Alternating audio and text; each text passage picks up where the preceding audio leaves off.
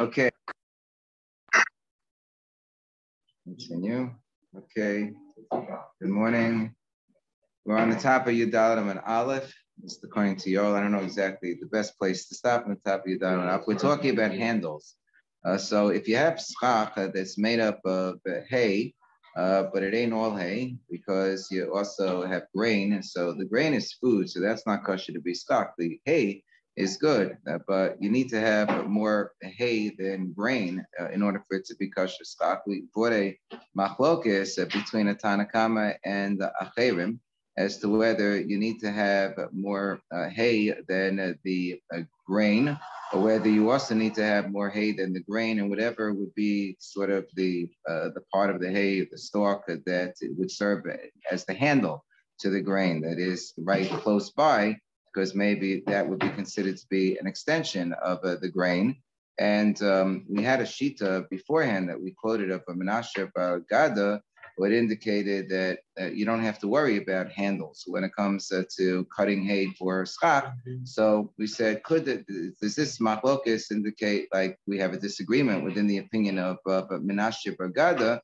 And we said, no, it's possible that Menashe Bar Gada could justify both opinions, both the opinion of the Tanakama and the opinion of the Acherim, because you could say that this is the case they're arguing about is when the hay was originally cut for the purpose of eating the grains. So then you started out with a handle, because in such a case where it's intended for the food, so of course then whatever is near the food, whatever is near the grain, that part of the hay, would in fact be considered to be a handle. And they're just disagreeing about whether when the person changed his mind and decided he's going to use it for schach instead, whether the handle goes away, and we say at that point, all you need is an amount of hay, which would be able to overwhelm the amount of grain without worrying about the handle.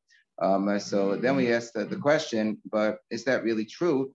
That according to one opinion, namely the opinion of the Tanakama, the Chachamim, we would say that it would be sufficient if you simply had more hay than the grain and not worry about the handle, because you'd be saying that you would be basically doing away with the status of that little portion of the hay as the handle through machshava alone. And so we asked the question, but is that really true? That was the last line on your Gimel on the base. Would machshava alone be able to undo the status of the handle when the person had originally cut the schach for the purpose, originally cut the hay for the purpose of food, and then changed his mind to make it into stock? This is Tumah Machshava. It's the very top of your Yudal and Aleph. We say that all of the utensils, if a person's working on a hide of an animal, for example, and has in mind that he's going to simply make it into a tabletop, so you don't need too much work at that point in time. It's already a very long rectangular piece, and voila, becomes a tabletop, and now it's susceptible to tuma. So you're the day tuma machshava, but ain't only me tuma sanul v'shinoi ma'aseh. If the person then changes his mind, so you know what, I'm going to use this leather for the purpose of making shoes, and I'm going to therefore it's not in its finished state. So that turn of machshava by itself is not going to cause it to no longer be susceptible to tumah, unless he actually picks up his chisel and he starts to cut into the leather in order to fashion it into shoes. So because we have here shehamaiseh motzi miyad maiseh miyad machshava, if originally tumah had descended upon an item, so through machshava or through maiseh, it can be undone through maiseh, indicating that the person really wants to fashion it into something else. In this case, the example Rashi gives is fashioning into shoes. So it would then, once a maiseh had been performed, so then the tumah would go away. But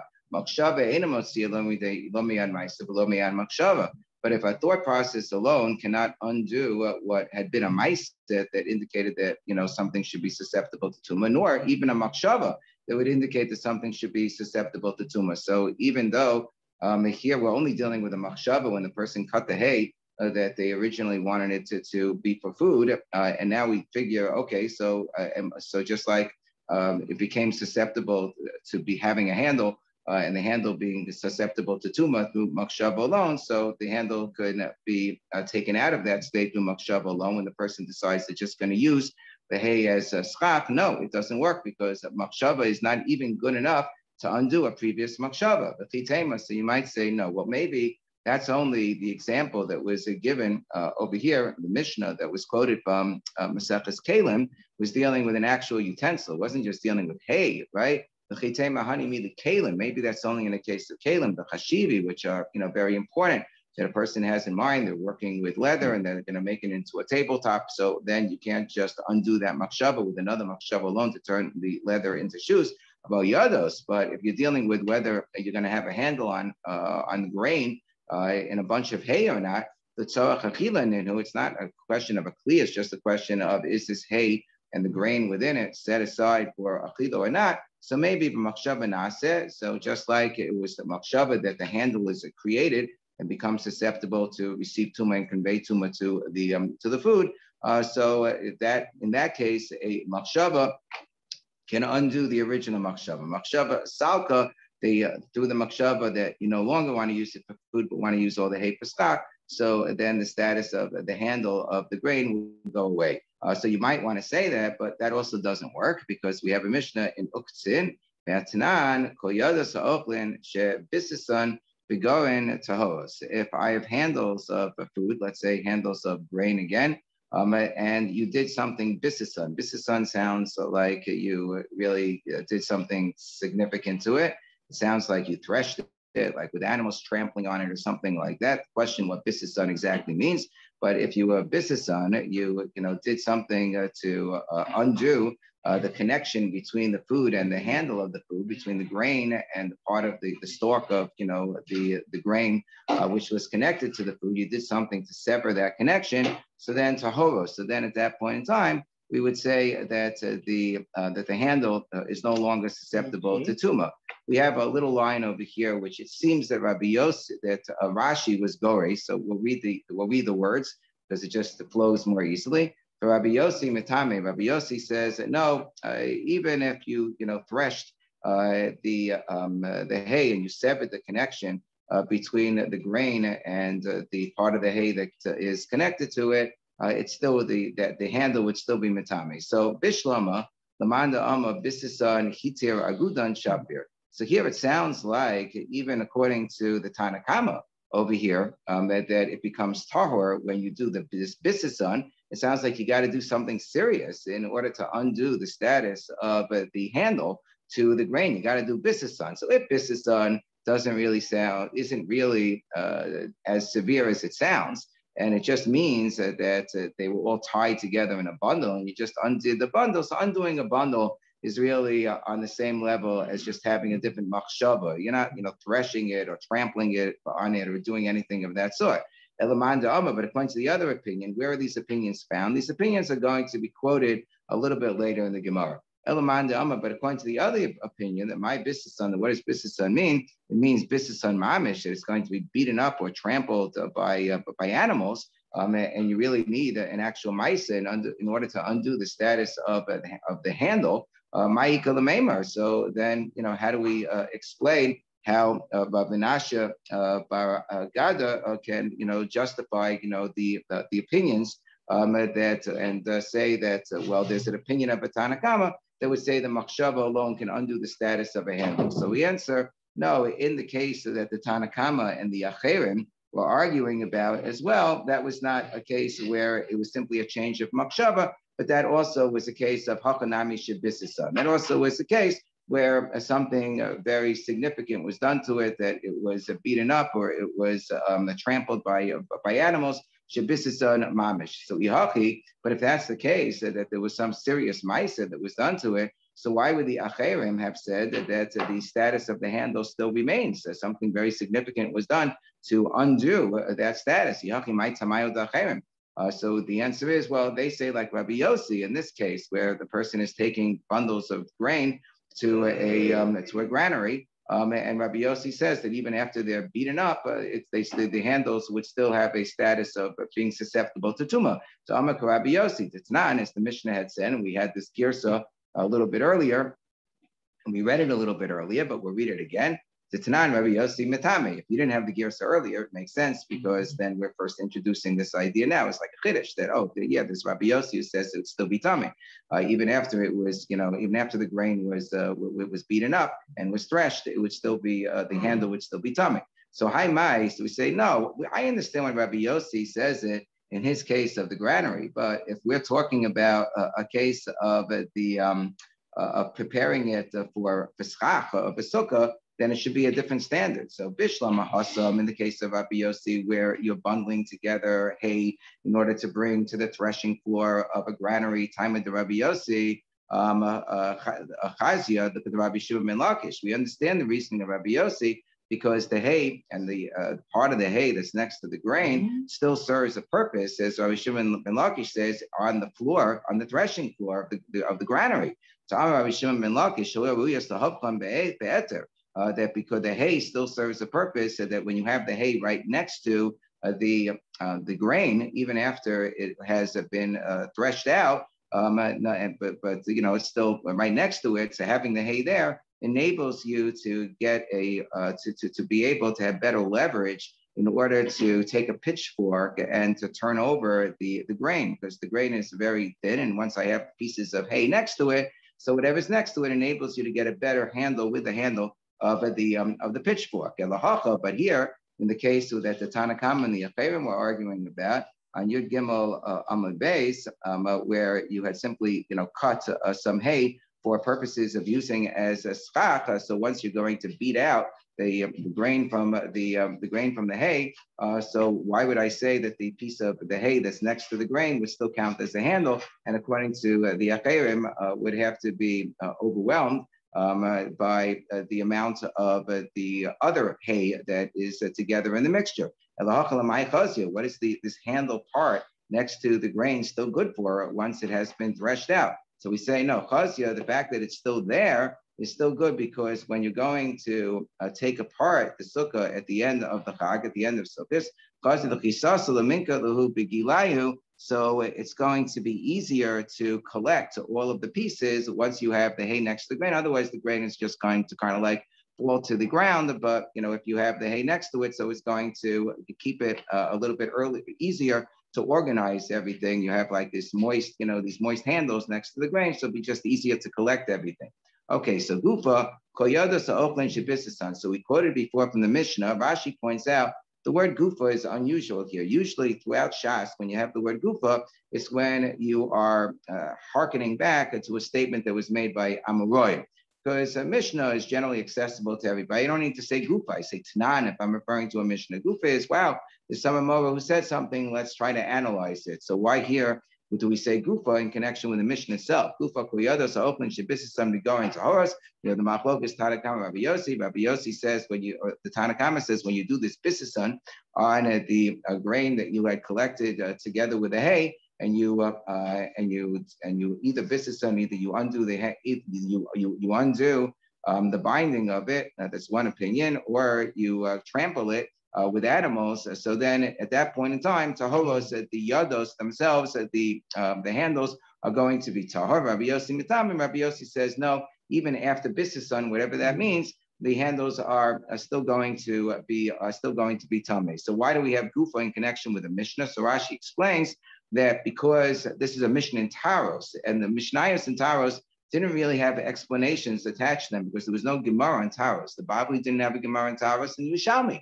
didn't have a Gemara on Taros. We think the Yerushalmi had Gemara in Kachin that was lost, but nobody ever pretended that there was a Yerushalmi on Taros. So because of the fact that there really is no place where it's going to be fleshed out further, so this also is as esoteric as a statement by Amoraim, and therefore the word Gufa is appropriate. So here we're going to flesh out the meaning of the Mishnah. My Bisisan, what does Bisisan mean? So we gave the two explanations, but we didn't tell you who said the two explanations. So now we're going to tell you who it was who gave the two explanations. Rabbi Yochanan said Bisisan Mamish, that it means that it was actually trampled by animals and so forth. And Rabbi Yossi still says that after all that is done, because you're going to have it's going to be easier to turn over with a pitchfork. So whatever is next to the grain is still going to count as a handle. And Rabbi Elazar Omer, Hiter Ogdon. The Bisisan just means Hiter Ogdon. If you would mamish cause it to be threshed out and trampled by animals,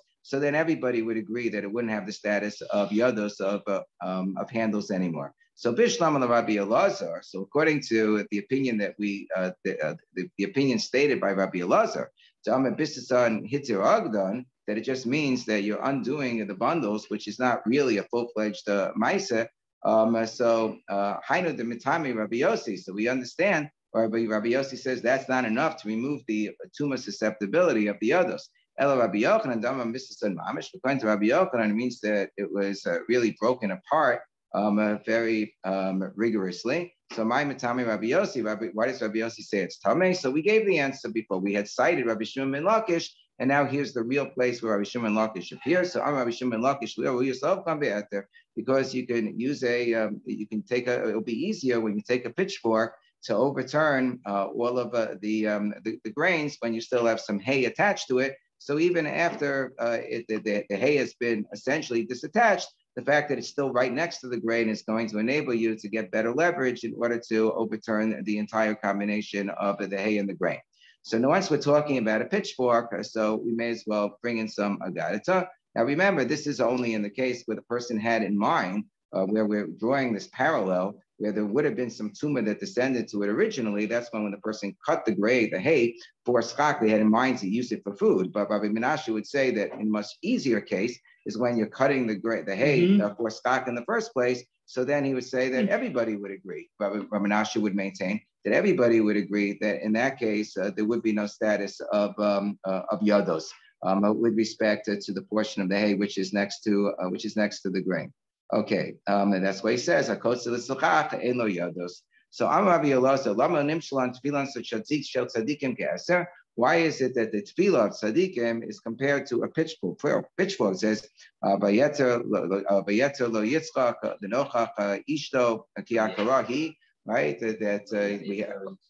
Vayeter yitzchak lenochach ishto ki akarahi. Vayeaser lo Hashem. Right, so we have the lashon of eser in connection with prayer. So why is that used in connection with the prayer of tzaddikim such as Yitzchak when he was praying that his barren wife Rivka should be able to have children? Ma eser zeh mefhabek asatvuah begorin makom lamakom. Just like this eser, the shovel is able to completely turn around the grain from being in one place to another, from being underneath to being in the opposite direction.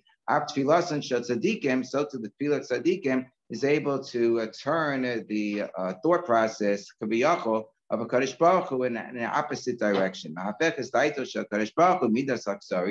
From a cruel type of judgment, like for example in the case of Rivka, where she wouldn't have been able to have children, the midas rachmanas to an attribute of mercy. So that's why the tefillah is referred to as a pitchfork. Okay, so this brings us to the next Mishnah. Now your Mishnah Misakim in Asarim. When you make your schach and you put the schach on top of the sukkah, you're allowed to use wooden boards. Well, it should be perfectly fine because wooden boards come from the ground, they come from trees, and they don't have a base keyboard, they don't have a receptacle, so therefore they wouldn't be makabel tuma. So therefore they seem to fit the bill in terms of requirements for schach. So can you just use these wooden boards for the schach of your sukkah? So Rabbi Yehuda says, why not? Fits the bill, satisfies the criteria, you can use it. Rabbi Yehuda, Rabbi Meir says, no, nothing doing, you can't use it. Oser. Why is that? So the Gemara is going to spell out the reason for their various opinions, because people would have roofs of their houses that were made up of wood boards, and it wouldn't look like there was any difference for with respect to the sukkah that you're building, because you're using the same type of roofing that you would use for your own house if you're going to use wooden boards. And if you just sat in your house, it seems that everybody would agree, and this is kind of like an interesting thing that Rashi says, that there would be some sort of a psul, because it's obvious you have to build a standalone sukkah. Machlokas Beis Hillel, Beis Shammai, how much the shmon has to be, and so forth. But if it's set aside for your regular residence during the year, says Rashi, it's obvious that would be a puzzle for that would be puzzle for sukkah. Why is that? This is Rashi at the beginning of the Gemara. Ho v'adai puzzle the sukkah ma'rachmana. Because the Torah says you build a sukkah, you build a hut, right? Below beso, and not your house. Shakol yemos hashana. So this is some sort of a psul which you don't find an explicit Xeris Hakasuv discussion in the Gemara, but Rashi creates a new obvious psul deraisa. And obviously, if it's the place where you live the entire year, it's your regular house, obviously that would be possible. So an interesting idea. Now the Mishnah continues. Nasan alad nesta shulacha about tfakim keshera.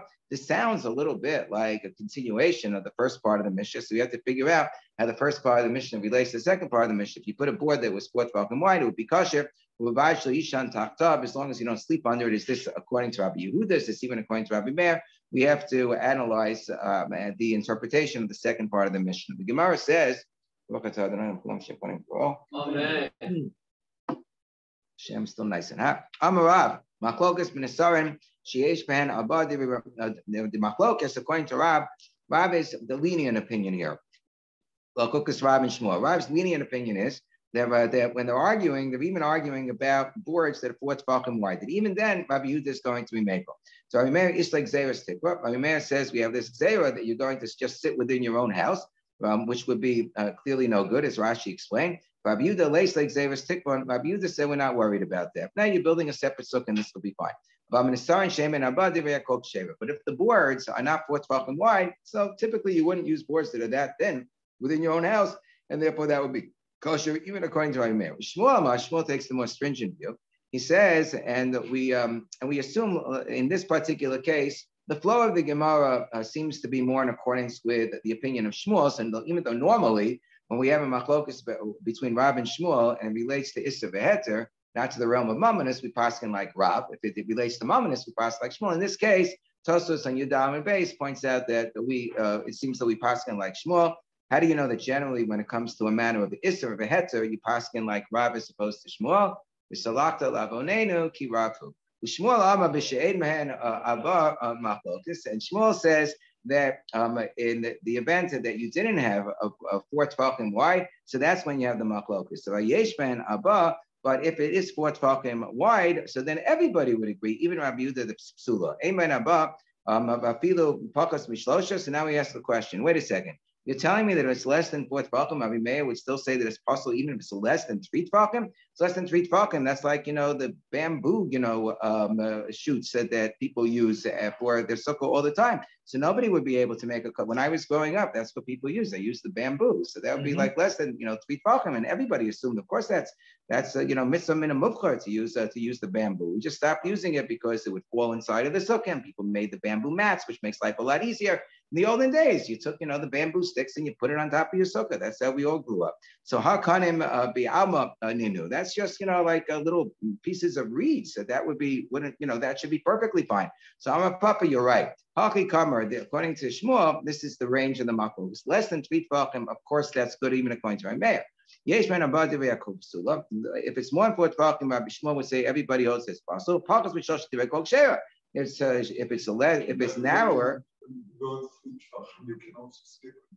Yeah, for sure. If it's narrower than 3 tefachim, then everybody would say that it's kosher. My timer, kind of bi'amaninu. It's just like wooden stakes. Kipligi mishlosha araba. What they argue about is the domain, the range of boards that are more than 3 tefachim and less than 4 tefachim. Samar Sarakim Leitano Shir, Malcolm Logas Rinam. Rabbi Yehuda would say that because it's not like a chashiv makom, whenever we talk about having a chashiv makom, like if a shusa yachid for Shabbos purposes, you need a width of at least 4 tefachim. So Logas Rinam, it's not significant, it's less than 4 tefachim. Mar Savar, and Rabbi Meir says, no, since it's more than lavud, which is considered to be a nothing, if something is within 3 tefachim, less than 3 tefachim, so anything between 3 tefachim and 4 tefachim does rina, we make a gezerah of gezerah's tikva. So tonight, nasan aleh neser shuvach about tefachim. So now we have a Mishnah that is going to perhaps prove one position or the other. The Mishnah says that this is the second part of our Mishnah, that if you place the board on it, on the sukkah, which was 4 tefachim wide, so then it would be ksheira, it would be perfectly valid, as long as you don't sleep underneath. It's bishlam Shmuel. So according to Shmuel, this works out well. He says that if it's 4 tefachim, everybody would agree that it's no good. But so this is why you shouldn't sleep underneath.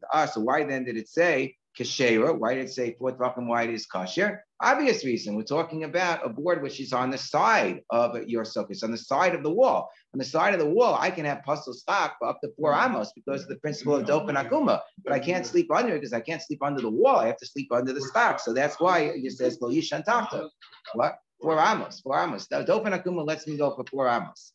Dofen akuma is a very generous halacha. I can have 4 amos to put 6 feet. a puzzle sukkah on the side of my wall, and it's just considered like I have a bent wall up until the end of that 4 amos period. El Rav de Amar, but according to Rav, who says that they disagree when it is when it is 4 tvachim, then even if it's 4 tvachim, why Rabbi Yehuda would hold that it's kosher?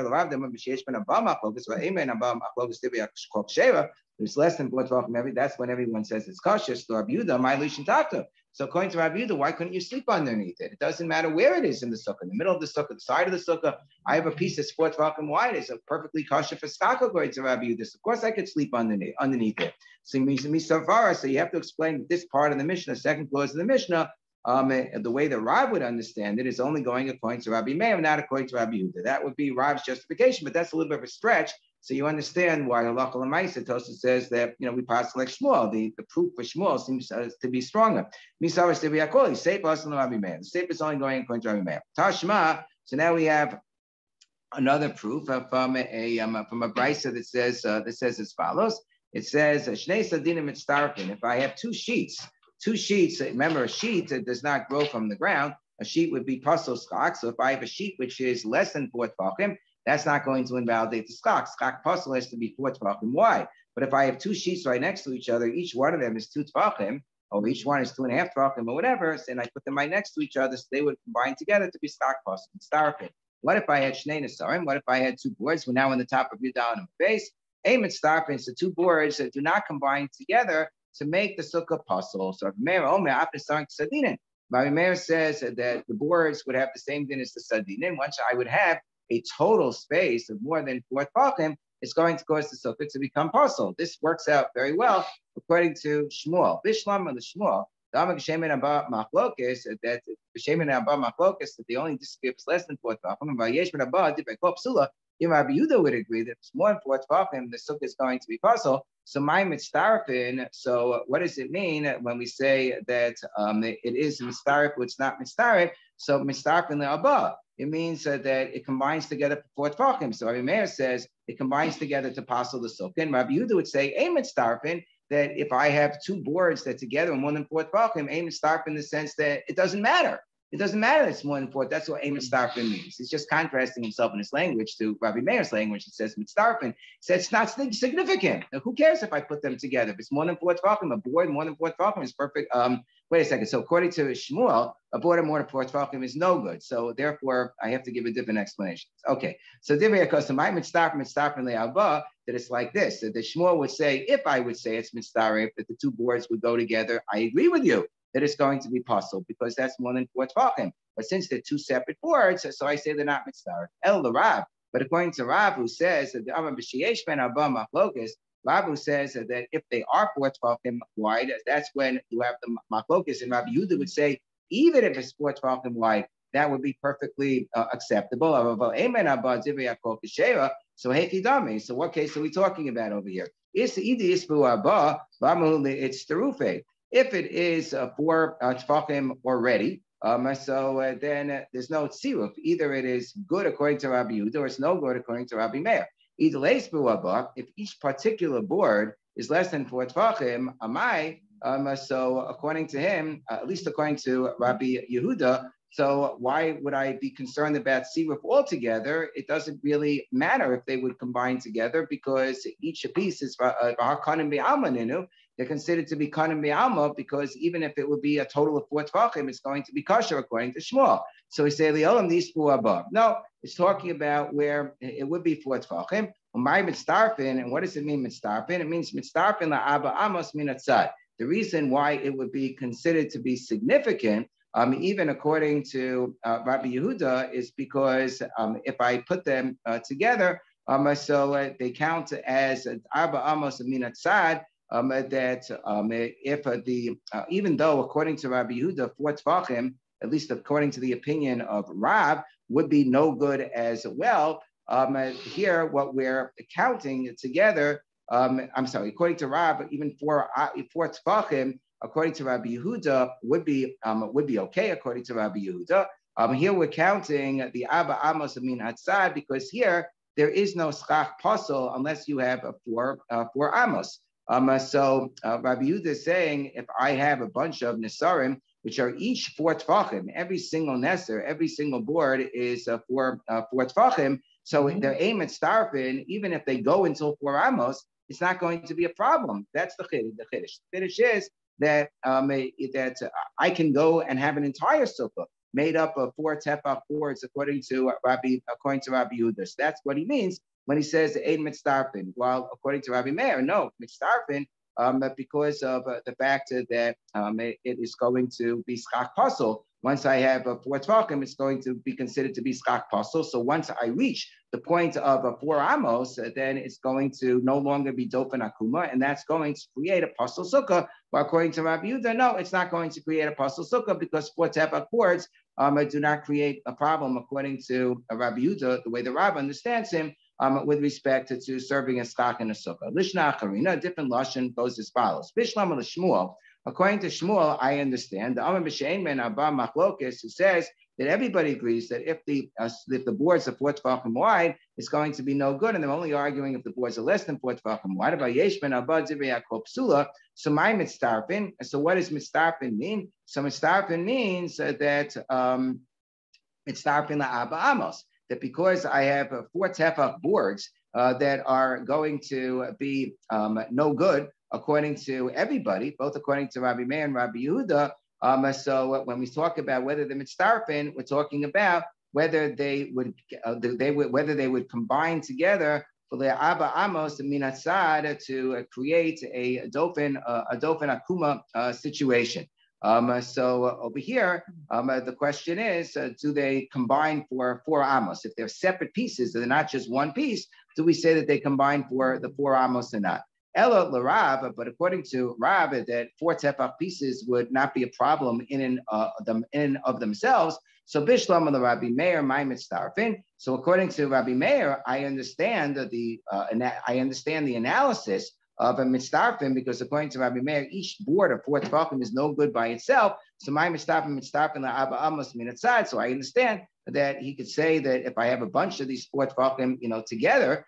So it's going to invalidate. The sukkah if they extend from the side for more than 4 amos. Ela Rabbi Yehuda, but according to Rabbi Yehuda, who says that even 4 tefach pieces are going to be kosher, the way that Rav understands him. So my aim mitzdarfin. Why is there even a question mark about mitzdarfin or not? They're perfectly kosher. Each piece is perfectly kosher stock. So there's no dofen akuma question over here. I just have kosher stock. So here, this is where we come up with this idea that the only reason he says ein mitzdarfin is not because there was a havamina, that if they would be mitzdarif, it would be a problem. But rather, I did the kama Rabbi Meir mitzdarfin, but rather since Rabbi Meir used the lashon of mitzdarfin, Rabbi Yehuda ein mitzdarfin. So that's why Rabbi Yehuda used the lashon of ein mitzdarfin, but really it's just completely kosher stock, because it's completely kosher stock. So there's nothing really for me to worry about. It's not like a dofen akuma type of question. So Tanya Kavasi, the Rav Tanya Kavasi, the Shmuel. I have a brisa that supports Rav, and I have a brisa that supports Shmuel. Tanya Kavasi, the Rav, Sachcha ben Esarim shel Eretz. If you use cedar wood, which is of course wood, that would be presumably kosher up until a certain width for sure. She'ein ben arba, if it's not 4 tefachim wide. So then, Divrei Yaakov Kasher. According to Rav, everybody agrees if it's less than 4 tefachim, then it's going to be kosher. Yesh ben Abba, if it has a 4 tefachim, that's where you have a machlokes.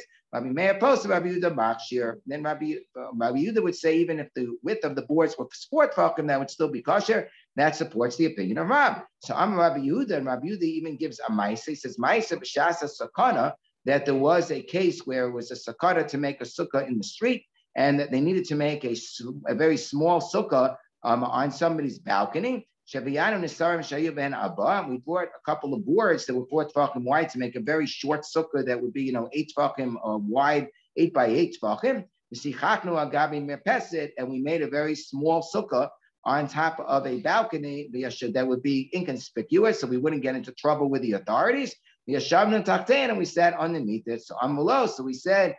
So they said to him, to Rabbi Yehuda, that's not a proof that normally boards are going to be acceptable. Even according to the opinion that says boards are not acceptable if they're 4 tefachim wide, that's only a gezerah. So in a time of sakana, so we don't worry about the Gezeras Tikva. So Amalo Am Misham Raya, ain't Shasa Sakana Raya, the fact that we were Mako when it was a time of duress, when the Obdei Kochavim were Gazu ala Mitzvos, as Rashi says, that is not a proof that under normal, regular circumstances, we would be Mako to allow boards that are 4 tefachim wide. Now, Tanya Kavasi the Shmuel, we have a brisa that supports Shmuel. The brisa says as follows: Sachcha min asarim shel eris. Similarly, a case where a person uses boards, cedar wood boards, to use as chak sheyesh ben above at the 4 tefachim wide. According to this brisa, everybody would agree that it's no good. Divrei HaKol psula.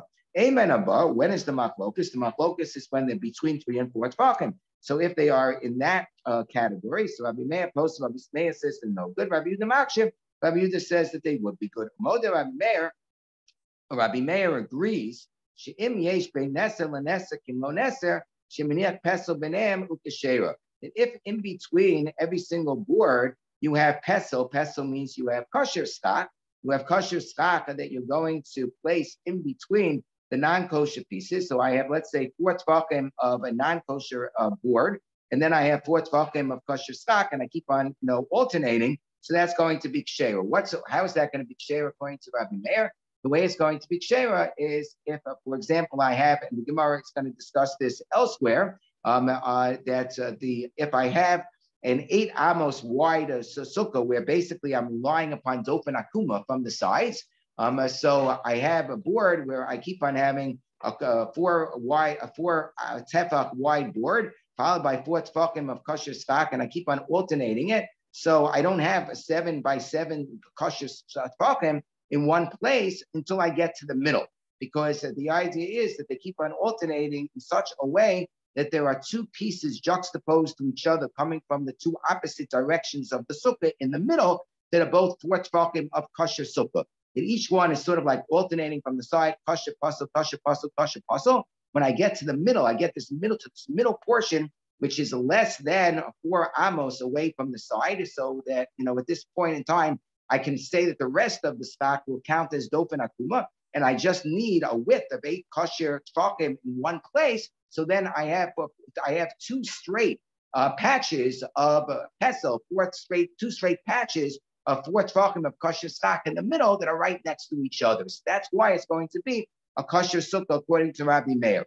Modeh Rabbi Yehuda, and Rabbi Yehuda himself is modeh. Shimnasan aleh nesev shirakav abat tefachim a keshera. That if I put a one board which is within 4 amos of the side of the sukkah, which is 4 tefachim wide, the sukkah is going to be kosher, meaning because that amount of non-kosher sukkah will be within 4 amos of the side, so it will count as dofen akuma. But because of the fact that it's intrinsically pasul stock, you're not allowed to sleep underneath that portion. And Rabbi Yehuda would agree that if you slept underneath the 4 tefach board, you would not fulfill your obligation because it can only extend the wall as dofen akuma, but it can't count as kosher skach. Itmar. We now have another. We have another state of machlokis. What? You can't eat under it either. It's just that we talk about sleeping because sleeping you're never allowed to do inside, even if it's shena sarai. Even if it's just a nap, you're not allowed to nap inside of your house. If you would have a snack, so you're allowed to have a snack inside of your house. So we can't say categorically you can't eat underneath it, because technically speaking, if you were eating just a little snack, you were having like a banana or something, so that wouldn't require a sukkah altogether. So you can eat a banana underneath a pasul skach, just like you could eat it inside your own house. But sleeping, you're never allowed to do unless it is underneath a kosher sukkah. So you could say, oh, why do so many people sleep indoors then nowadays? Separate discussion, later parak. Hafkan al sideyan, if you turn around the planks on their thickness, so that let's say they're 4 tefachim wide, but their thickness is only 1 tefach, so maybe that's going to be better, because now I don't have a board which is 4 tefachim wide, I have a board which is maybe only 1 tefach wide. Maybe that is a good solution. So Apuna says no, because once it's pasul stock, it's pasul stock forever. Just like if I would have some sort of a metal board, I would have a metal spit, so it wouldn't really matter what direction I put it on. It's considered intrinsically to be pasul stock. This is also intrinsically pasul stock. So I have a bunch of boards that are 1 tefach thick, and I put them all right next to each other to use as the stock for my sukkah. So since if I laid them down widthwise, they'd be 4 tefachim wide, so they're also no good, even when I place them on their thickness. That's what Rav Huna says. That's the halacha. The halacha is like him, interestingly enough. Rav Chisda, Rabba Bar Rav Huna, Ami Kishera, Rav Chisda, Rabba Rav Huna say no, because right now it's only one tefach wide because I put it on its thickness, so therefore it should be kosher. I flipped it on its side. So Ikla Rav Nachman the Surah. Rav Nachman came to Surah. All the Gabi Rav Chisda, Rabba Bar Rav Huna. So Rav Chisda, Rabba Bar Rav Huna decided that they're going to ask him to support their position because they say it's kosher. So they said, Amile Hafkan al Sidain. They said that if you turn it on its side, Mahu, what is the din? Kind of hoping that he would say that it's kosher, so they would be able to, show Rav Huna that he was wrong. So Amalahu Pisula. So he said, unfortunately for them, Rav Nachman said, no, I think it's possible, like Rav Huna, because Nasuk Ishbodin Shemateches. But unlike Rav Huna, he actually gave a reason. He said, just like if I had a metal spit is possible no matter how you slice it or how you shape it or how you position it. Once it's possible, it's possible. So if I have a 4 tefach wide board, it's going to be possible no matter how I shape it or position it as well. So Amal Rav Huna. So Rav Huna said, here you went and you asked for Nachman. Didn't I tell you that you should hold like my opinion? You see, he agrees with me. So Amulay, so they said to Rav Huna, and but you never told us a reason.